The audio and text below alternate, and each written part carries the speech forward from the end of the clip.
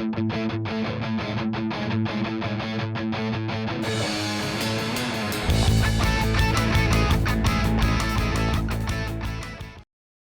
evening and welcome to this edition of The List on UWW-TV. I'm Dominic Ottens alongside Moen, and for the next few minutes we'll present our top 5 sports stories of the week and discuss why they made the top 5. Did your top 5 make our list? Let's find out. At our number 5 spot, UCLA upsets the number 2 seed Alabama in the NCAA tournament to advance to the Elite 8. Now, Corey, what key players stood out to you in this another exciting upset in the NCAA tournament? Dom, I'm going to go with 2 players. One for UCLA, it was Jarquez Jr. from UCLA. He went 6 of 12 shooting. He had 17 points, and he played almost the entirety of the game. And as for Alabama, they only had one offensive contributor. That was Javon Quinterly. He went 8 of 22. He had 20 points, and he was the reason that Alabama was able to stay in the game as well. I mean, I honestly thought at one point, I watched the entire game, and I thought Alabama was done. UCLA had a 12-14 point lead coming into the second half, and they maintained that lead for quite some time. But then, slowly but surely, Bama just kept chipping away at that, and then it was a back-and-forth battle ever since then. And let me tell you, that game-winning shot was a very good look and a very pretty shot, man. Then I'm not even an Alabama fan, but hey, I was excited. I couldn't believe that they actually sent that thing into overtime. And I thought UCLA was done in overtime. They were playing as if they were just tired, they didn't have the energy, and if they were gonna be sent into overtime, that was it for them. But they proved me wrong. So just shows you what the NCAA tournament's about. At number 4, LaMarcus Aldridge signed to the Brooklyn Nets. Aldridge is a 7-time All-Star center in his 15th season in the league. How big of an impact will he make in Brooklyn? This is just a trend of something that I don't like, and that is forming NBA All-Star teams on one team. I mean, you take all these different All-Stars, yes. Aldridge is a good player. I think he's going to contribute, just not in the way that a lot of people think. He has the talent, but granted, there's a ton of other talent around him, as you can see. Kyrie, KD, James Harden. I mean, this is a different element of, he's going to be able to provide some of the big man support, not necessarily shooting on the outside and helping Kyrie or James Harden because they don't need it. But, I mean, I don't think it necessarily sways one way or the other based upon, giving them a better chance or worse chance. Dom, all the Nets did right now is just get another name. They didn't get better defensively, and that's how series are won and lost in the playoffs. The Nets right now are making a push for if they can pushing to get an NBA championship, and I don't see how this kind of helps them on the defensive side of the ball. And I just don't, and that's my reason that the Nets are not going to win an NBA championship this year. I wouldn't go that far, Corey. I think they still have a good chance of winning this. I mean, like I said, you still have a lot of talent on this team. Now, granted, I mean, nothing's ever said and done, but the Nets are sitting in a fairly good place right now where they can carry momentum, and adding on another well-known name and all-star, I think is just going to help. And this is just going to kind of continue to add to that. But like I said, nothing's ever guaranteed. So we'll see what happens later in the season if his addition helps or not. But we got more coming up on the list, including news on the upcoming NFL draft. So we'll be right back.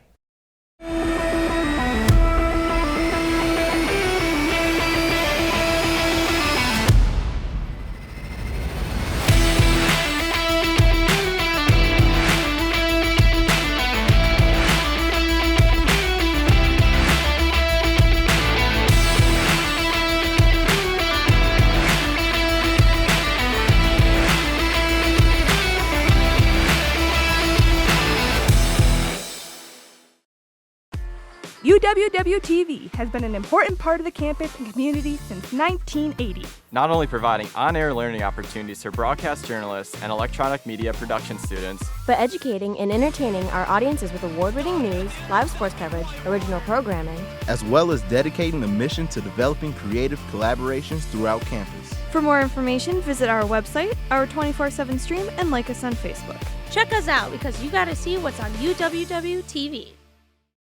The James R. Conner University Center on UW-Whitewater's campus is a gathering place for students of various cultures, backgrounds, and lifestyles.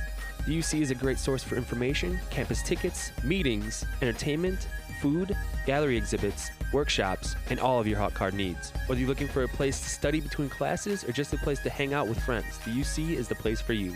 For more information on the UC, please visit uc.uww.edu or go to facebook.com/uc.uww.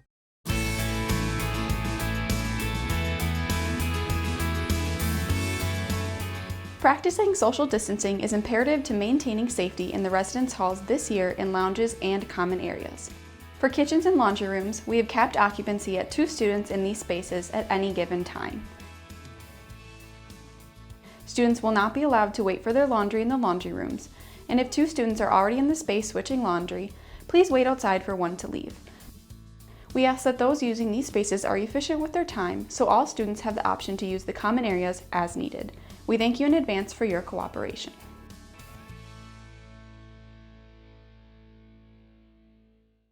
Welcome back to the list on UWW-TV. Let's continue the countdown to this week's top sports stories. At number 3, the Miami Dolphins have traded away their number 3 overall pick to the San Francisco 49ers for their number 12 overall pick, which the Dolphins then traded to the Philadelphia Eagles. Do you agree with the team's decision to trade away their number 3 overall pick? I mean, there's a lot of moving pieces that went into this trade, but ultimately I think this was a great move for the Dolphins. They started off with the number 3 pick, they gave that away, and ultimately when they traded their new pick to Philadelphia, they ended up getting the 6th overall pick in this year's draft along with some incentives, and like I said, there were a couple other moving spots to it. So I think that this was a great way for the Dolphins to kind of get some, or they have the 18th pick this year as well. So having the 6th and the 18th for the 3 and then first round picks in later drafts, I think this is just a good way to kind of start structuring a team that you want, especially now that you're putting your faith in Tua. Dom, I don't agree with this trade at all. Look, the Dolphins already don't trust Tua, okay? Because if they did, they wouldn't have kept replacing him with Ryan Fitzpatrick in the second half of games last year. Look, I think what the Dolphins needed was to get more weapons around Tua, okay? Whether it's a Jamar Chase, a Devontae Smith, one of those guys. And they don't have that right now. They have a good defense, but I don't exactly know what their plan is. I mean, I don't think I agree with you necessarily too far on Tua. I mean, I think they're putting their faith in him because Fitzmagic isn't there anymore. I mean, you know, there's some moving pieces here, yes, and while this isn't going to make them a Super Bowl contending team, I think that they have put their faith in Tua and that they're going to get him the tools that he needs. But that we're gonna have to hold that right there. We're gonna move to our number 2 spot now. At our number 2 spot, 2-time NBA All-Star center Andre Drummond joins LeBron James in Los Angeles as he signs with the Lakers. Now, will the Lakers be able to defend their NBA title with this addition to the team? It's depending on the health of LeBron and AD. If those two aren't healthy enough or only at about 85 to 90% for the playoffs, they're not going to win a championship because with their current core, their current bench guys they have right now, it's not enough to take them over the top. I completely agree with you on that one. It's super dependent on whether or not LeBron and AD can come back, and not only come back, but come back healthy, like you said. When it comes time for playoffs, I mean, you got to show your best. I mean, this is where teams come up. This is where teams need to show up if you want a title. And while he's a good addition to someone who can back up AD, he's not someone that you're going to be looking to down the stretch to get you that title. So he's just not the guy. He's just not the answer. It's all dependent on LeBron and AD. Stay tuned. We'll wrap up this edition of the list with our number 1 story of the week right after this. Warhawks know what it takes to become champions. At the University of Wisconsin-Whitewater, our student athletes pursue excellence with a determination that inspires everyone on campus. Warhawks are smart. Warhawks are strong. Warhawks value service. We prepare our student athletes for life after college. The University of Wisconsin-Whitewater. Come be part of the Warhawk family.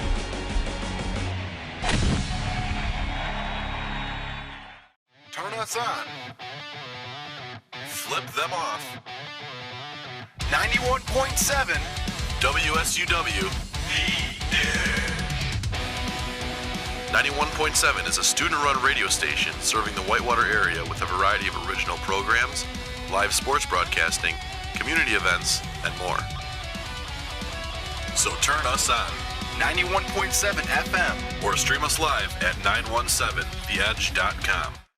UW Whitewater Athletics, a relentless pursuit of excellence across 22 sports, powered by a tradition of success. 20 national championships, 17 since 2002. 61 individual national titles. 24 National Athletes of the Year.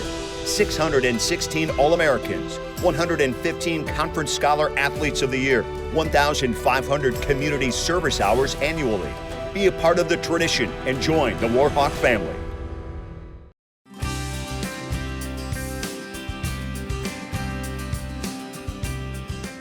In order to safely provide desk services, plastic barriers will be installed at all operational residence hall desks.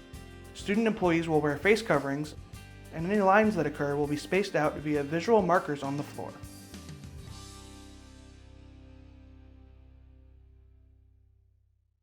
Welcome back to The List on UWW-TV. It's time to reveal our #1 sports story of the week.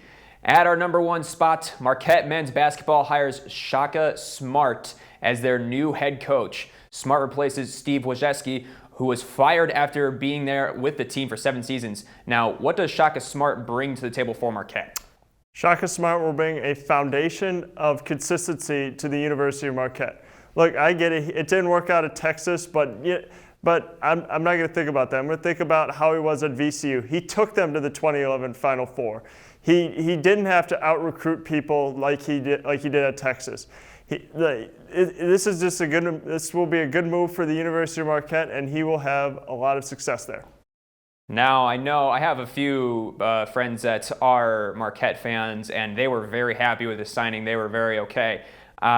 Smart, like you said, his claim to fame is that he led VCU to a great NCAA run years back, and now he has proven that he can continually build on a program in Texas. I mean, while they did have an early exit from this year's tournament, I don't think that that's something that you can pin against him. I mean, that's why they call it March Madness. You know, it's not always going to go according to plan, but I still think he has the capabilities to make this a good program and to make this competitive, and especially with this in-state game against Wisconsin. You know, that's always just down the interstate. That always brings a lot of attention, and I know that Marquette fans are eager to see what he can do with this program.